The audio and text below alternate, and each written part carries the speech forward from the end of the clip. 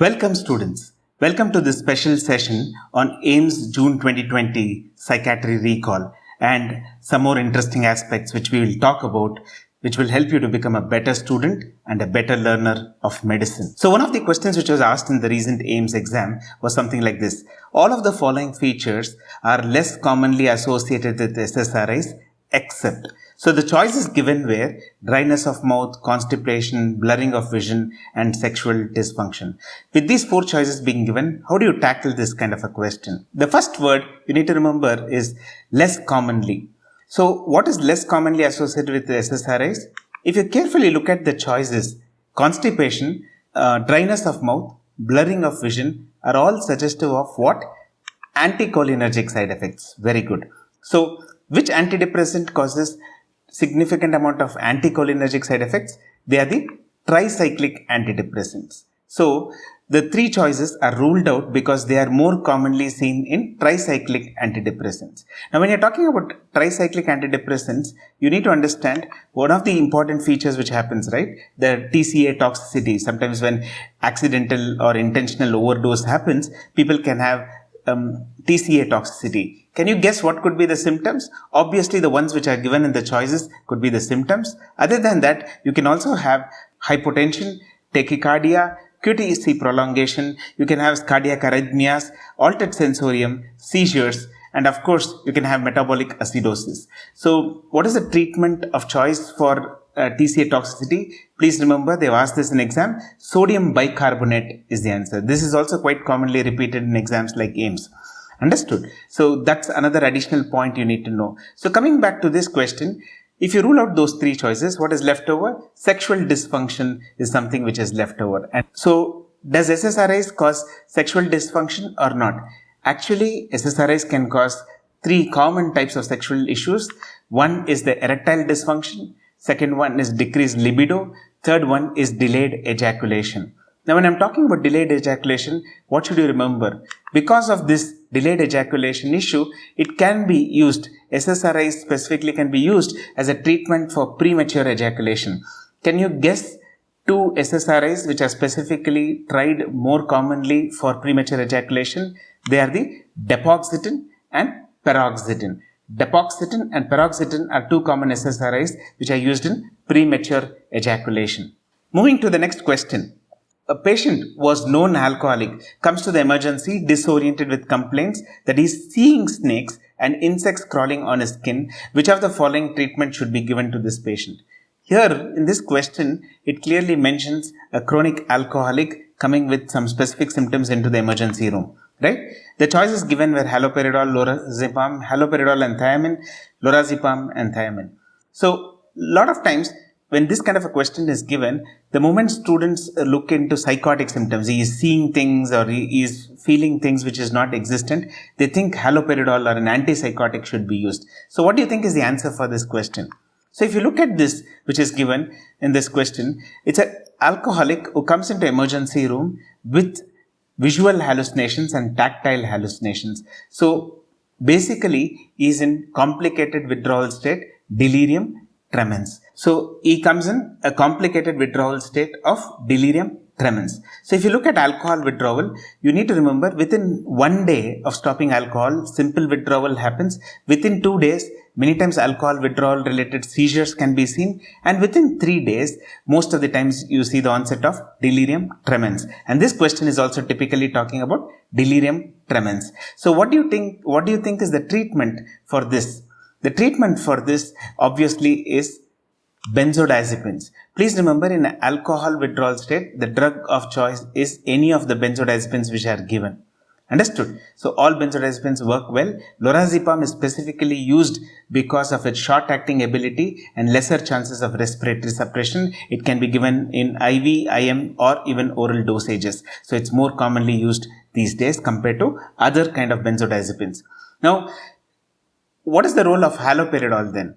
The role of haloperidol is, it is an add-on treatment sometimes given to reduce agitation of the patient. If their patients are very psychotic, to reduce the psychotic symptoms and agitation, restlessness, you can give haloperidol. But it cannot become the primary treatment for acute withdrawal state. And your biochemistry knowledge will always tell you why thiamine should be given in patients with acute withdrawal states of alcohol. The reason is because you don't want to precipitate Wernicke's encephalopathy, right? And again, we know vitamin deficiencies, and those are very common in chronic alcoholics because of malnutrition and this can lead to precipitation of Wernicke's encephalopathy. If you want to prevent those kind of problems, you need to give a bolus dose of thiamine along with lorazepam. So the best choice in this question would be lorazepam and thiamine. Let's move ahead with the next important question. You are attending physiology viva. The examiner asks you who invented the EEG and you don't know the answer. You feel bad and the examiner gives you a clue that the name sounds like something you get commonly in McDonald's. What type of memory is implicated here? This is the question. And the choices given were semantic memory, implicit memory, priming, and associative learning. So, what do you think is the answer for this question? They are trying to test what is the type of memory we are dealing with here. So when you're talking about the type of memory, you need to understand what could each of these terms mean and what is the right answer here. So in this question, they're trying to talk about clue-based recall. The examiner is giving you a clue to see whether you can recall the right name. By the way, who invented EEG? The EEG was invented by Hans Berger. Okay, Hans Berger, B-E-R-G-E-R. So the examiner gave you a clue trying to see whether you can recall. And what is the clue the examiner gave? The clue which was given was something which is very commonly available in McDonald's. And what is it? Burger. So Berger and burger. So clue-based recall is the one which is tried here by the examiner. So in clue-based recall, what is the examiner doing? The examiner gave you a clue of burger. Burger is available commonly in McDonald's, right? And he wanted you to remember the right answer. What is the right answer? Hans Berger. So he wanted you to recall that by giving you this clue. This can be an example of an associative learning process. An associative learning process, you use mnemonics, you use sometimes numbers, you use similar stories, you use metaphors, you use knowledge which is already known and you link with things which is less known or newly read and combine with it. That is called as associative learning. And here in this example, the most probable answer is associative learning. Why is it not the other ones? The reason is very simple. If the question was asked and the student had right away answered Hans Berger without any clues and without anything else, by he himself recalling, he would have used what part of memory? You would have used the semantic memory, right? You would have used memory which stores facts and figures, and then that would have been the answer. When you're talking about implicit memory, you're basically talking about procedural memory, right? Like swimming, cycling, and those. So that doesn't deal with this question here. So that's not the answer. Some of them, I got some students asking, sir, is it not priming? Some of the books are talking about priming. Some faculties talk about priming. So please understand, priming is an extremely innate process. I did talk to a couple of psychology friends of mine.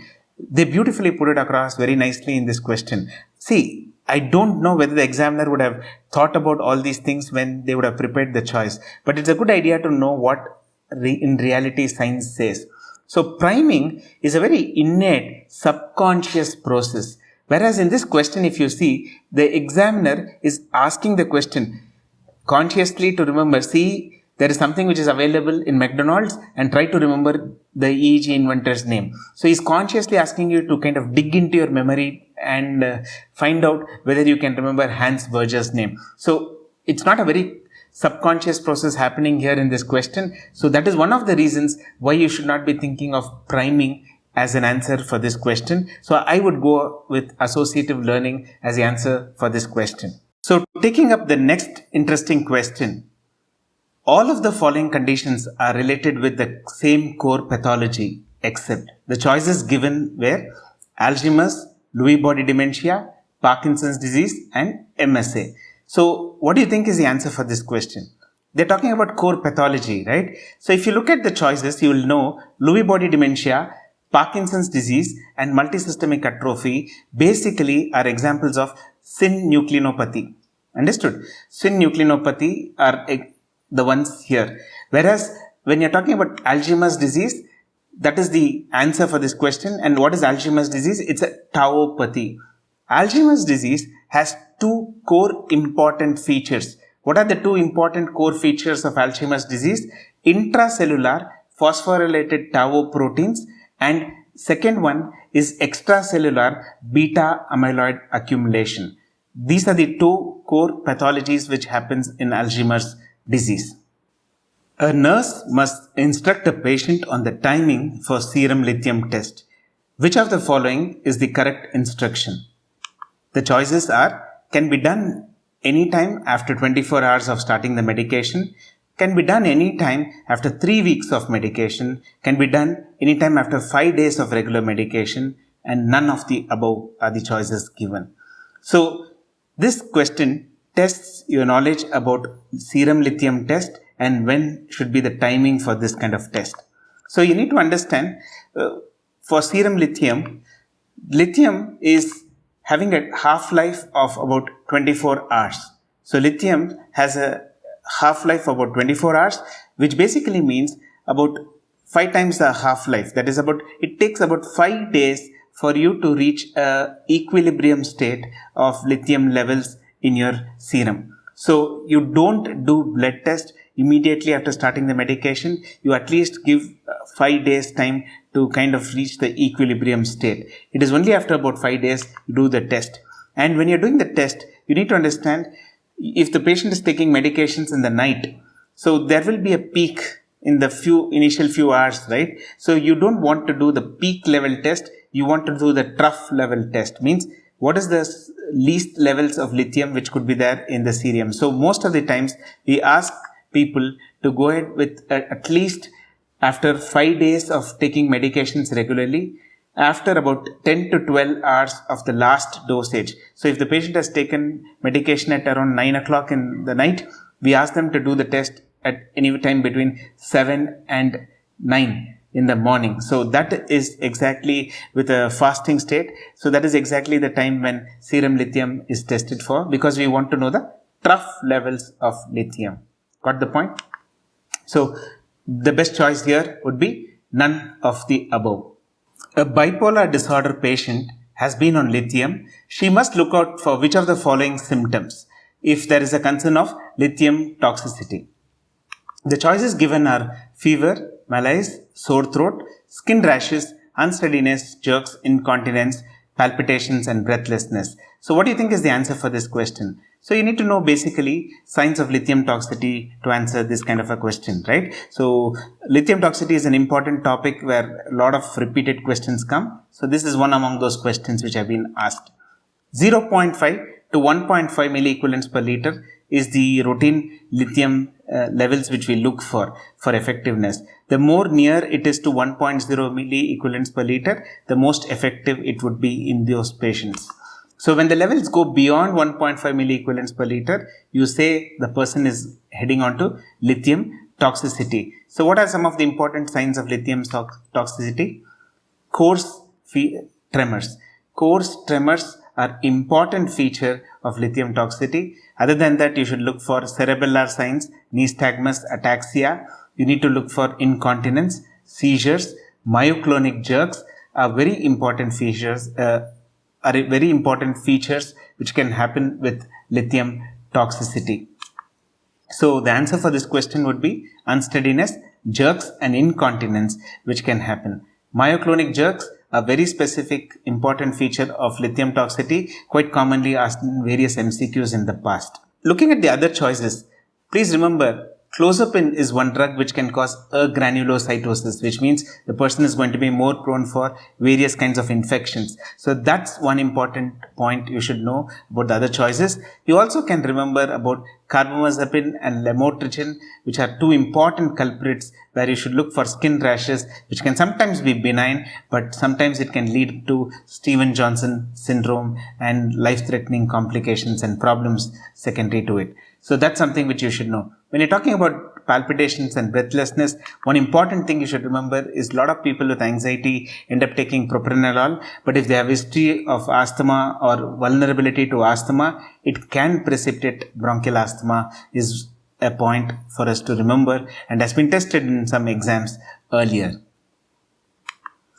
Next interesting question is, an anesthetist gives succinylcholine and thiopentone to a patient receiving ECT for his severe depression. The reason for using these two drugs is what? Is it to prevent seizures, mood elevation, reduce memory problems, or anesthesia and muscle relaxation? What do you think is the answer?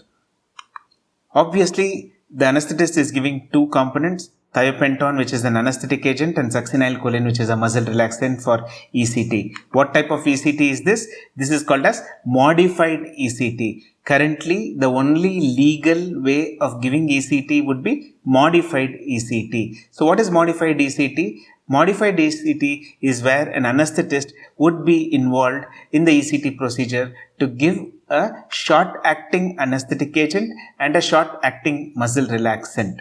So what is the use of giving anesthetic agent as a muscle relaxant? The main reason is anesthetic agent would produce anesthesia and amnesia. So the patient doesn't go through any traumatic experience or discomfort during the whole ECT session. Moreover, the muscle relaxation would reduce the chances of having violent seizures. The earlier ECT procedures where unmodified ECTs or partially modified ECTs were used, what would happen is patients could have a lot of orthopedic complications because of violent seizures. That is prevented by giving modified ECTs. Understood? So the other question they've asked in exam very commonly is, what is the drug of choice anesthetic agent? The answer is methohexital. Got the point? So these are some interesting points which you should know in relation to these questions. So let me take you to the next part of the whole journey. I wanted to kind of emphasize on some of the mistakes we do in our preparation as a student or as a person who's preparing for a competitive exam. So let's kind of highlight some of the important things. Sometimes we study too much, we do revise too much sometimes, and we might end up working too much. Now, some of you might be feeling this is counterintuitive. This is what we are supposed to do, right? Study too much, revise too much, and work too much. And that is what is, drilled into our heads. So, what do you think I'm talking about here? And I'm telling these are mistakes. So, why would I say these are mistakes? The reason is very simple. Let me take each of these things separately. When I'm talking about study too much, a lot of us put a lot of time and efforts to study. But the problem is, when you're studying so hard, you end up piling up a lot of information, more and more. But have you learned that information is the biggest question. If you have not learned that information is going to go off your brain in very short time. So learning is more important rather than just studying through the material. So learn more, study less. How do you know that learning is working? Learning can be assessed by taking up tests, whether you are taking up a multiple choice question, extended match question, clinical question, any kind of question. If you do that is when you know whether you have learned that material which is there in your hand. If you don't take tests, then you would not be knowing whether you are preparing in the right way. This is important because a lot of people say, okay, I'll prepare for MCQs later. I will first read the theory. You will not even know whether you're reading the theory correctly or learning from it nicely and able to remember until you take up enough and more MCQs. So it's important for us to understand you should read, learn, and as well as test your knowledge about learning over a period of time. That's extremely important. Next important thing you need to understand is we need to look at two types of learning. One is a very focused learning which we can talk about. Other one is a diffuse learning which we can talk about. A focused learning is trying to read specific core important points in a specific topic. Like for example, there might be areas like in HIV, there might be a lot of MCQs which are coming in antiretroviral drugs or a core topic you need to read. In hepatitis, the antigen antibody reaction, which is seen in which phase, that's quite commonly asked. So that is focused reading. A diffuse reading is kind of reading overall about a topic. For example, if you have no knowledge about brain tumors, if you sit down to read for next 3 hours, at least grossly the whole chapter of brain tumors and cursorily look at the various tables and kind of make some 15-20 points, you have done a diffuse learning. So it's a combination of focused and diffuse learning which you need to look at. Then how do you kind of break the kind of material? You should do enough of focused learning, you should also do enough of diffuse learning, and try to create the right blend for yourself, because each one of us are very different and we will know the right blend for us. So how much of focused learning should I do, how much of diffuse learning I should do, and work on that aspect, which can help us to kind of efficiently use our time much better. So don't just study too much, learn more, study less. Revise too much. Now this is important. Lot of people, including topper interviews, would say keep revising, revision is the key, revision is the key, revision is the key. But you need to be careful, because when you're trying to revise, sometimes we get into traps of revision. So you need to understand, sometimes we end up revising only the easy topics, or the topics which the first few chapters are being revised many times, whereas the next half of the book is never even open to revise even once. So that should not happen. And easy, same things, and sometimes revision is not spaced adequately. Sometimes we revise when the subject, like some of us have the habit of kind of studying subject wise, right? Next 20 days is anatomy. So you are revising during that time anatomy, but the moment you finish anatomy and go off to the next subject, let's imagine it's biochemistry or something else, at that time you kind of completely neglect anatomy. That might not be a great revision strategy, because you need to understand, if your brain has to remember, your revision has to be periodic and it has to be spaced and revised properly. If you don't do that, revision will go useless. So just don't revise. Ask yourself, what material are you revising? Are you revising new material? Are you revising material in a periodic time? That will make your revision effective. So just don't revise too much, but revise in an effective manner and recall in an effective manner. Why I'm stressing this point of specifically stressing this point of recalling is because a lot of students would be seeing the notes and say, okay, these points are okay, turn the page, okay, these points are okay. That is not revision. Revision would be close the book, try to ask yourself, okay, what are all the notes points I've written down? Okay, there are 11, 12 points. I don't remember something which is written in the last few lines.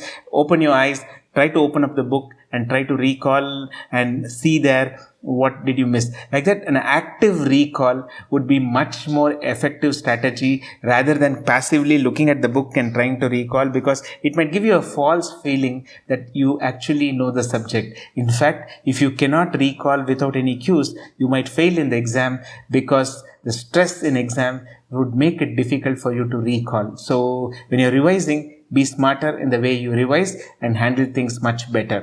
So don't get into the trap of revising too much, the wrong things, and feeling very competent, because there is something called as illusion of competence, where you believe that you have read everything and you know everything, wherein in reality, maybe it's a trap and you actually don't know the subject as good as what you think. So how do you kind of ensure that you don't get into this trap?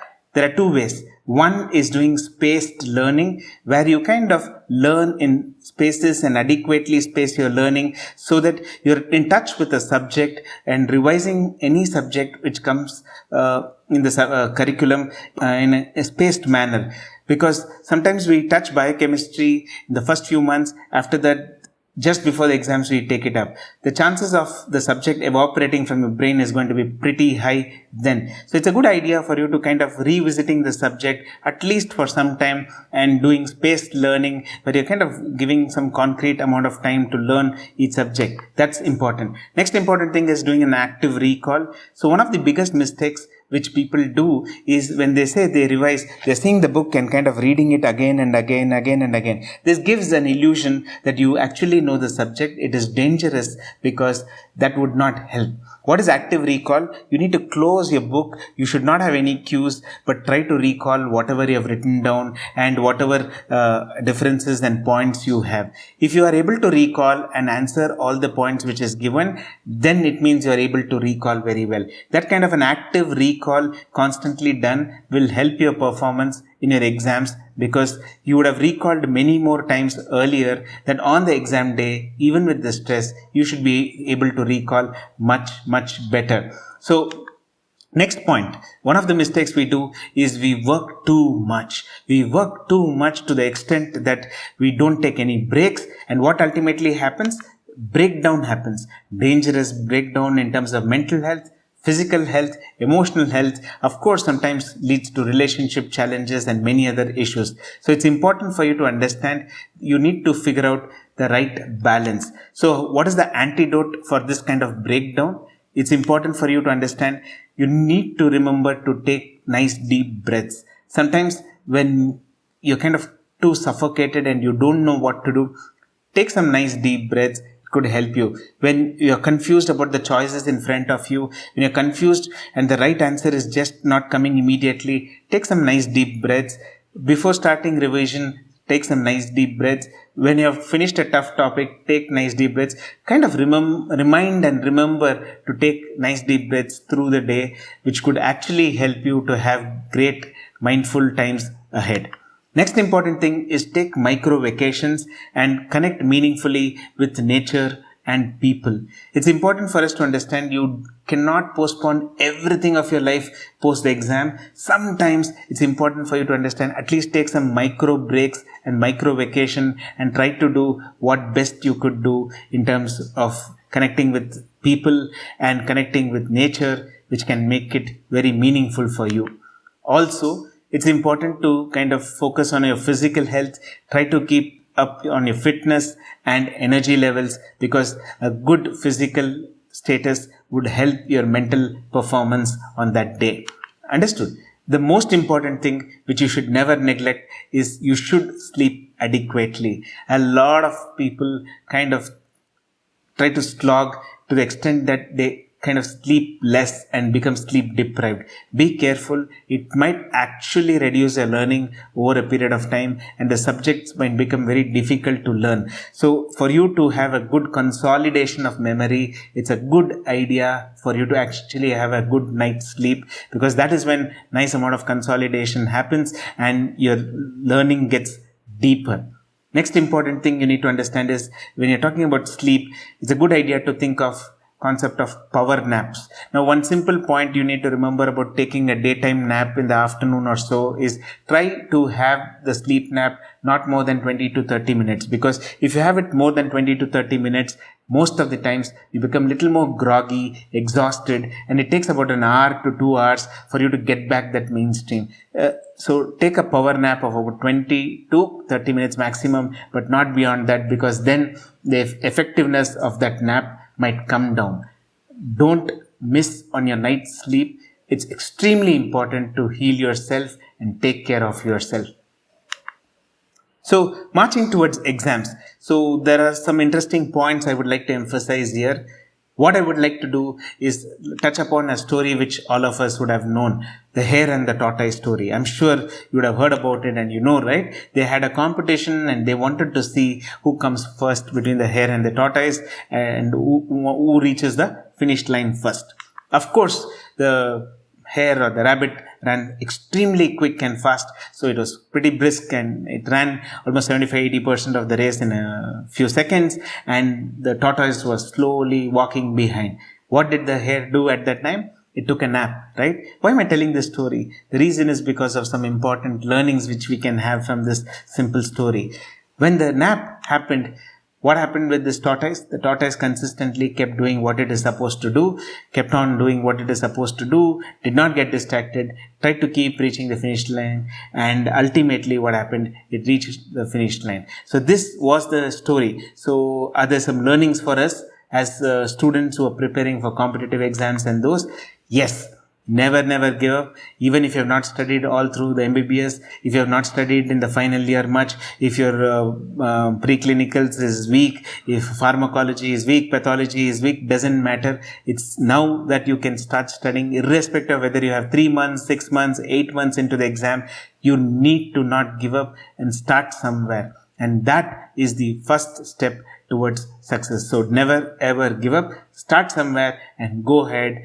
Try to reach the finish line from where you start. Consistent efforts would actually matter.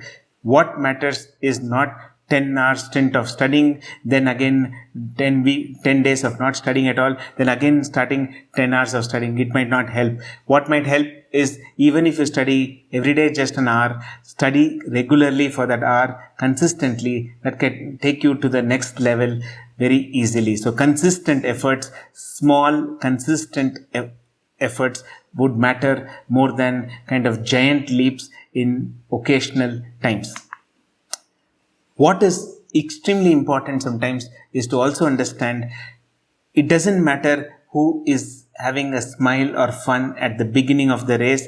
What would matter is who is smiling at the end of the race. Why am I telling this point? Because a lot of students give up because some mock test, some mock exam, they didn't do well. They think, okay, everybody's performing much better than me. I'm kind of a gone case. Now you need to understand, irrespective of how you have performed in the past, you could always improve. Even if you are in the first rank, you can always continue to keep yourself at the first rank. So improvement is there for all of us to achieve. So it's important for us to understand not to get distracted. One crucial point in this whole race of hare and the tortoise, if you see, is the hare ran so fast, but the tortoise did not give up, right? It consistently kept doing what it was supposed to do. It did not get distracted. It continuously kept on doing what it is supposed to do, one step after another, one step after another, one step after another. It did not give up. Even after the tortoise might have seen the hare sleeping on the side of the road,